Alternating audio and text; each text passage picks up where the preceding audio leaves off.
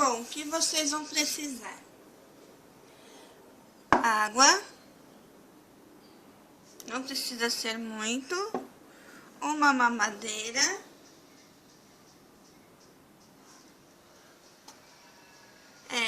Detergente. Corante verde. Uma colherzinha. Eu fiz essa daqui, né? Agora eu preciso saber se eu vou conseguir ensinar vocês a fazerem. Já fiz 3 tentativas, não consegui. Vamos lá. Não precisa fazer na mamadeira, pode ser aqui. Vamos pegar corante verde. Deixa eu limpar. Sempre um paninho para não sujar.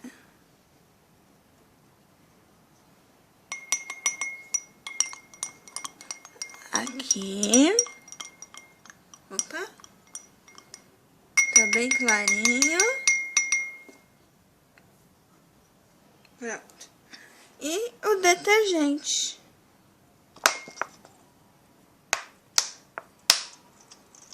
Foi bastante, viu, gente?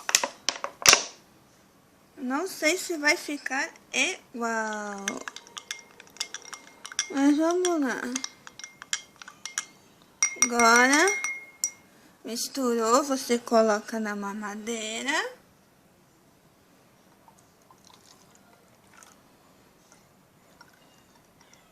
Pera, não vou pôr tudo não, senão não dá pra chacoalhar.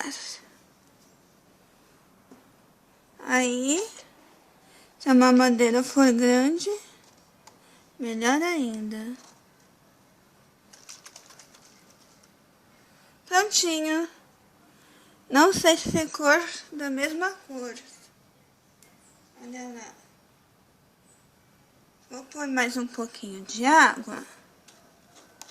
Que eu pus muito detergente.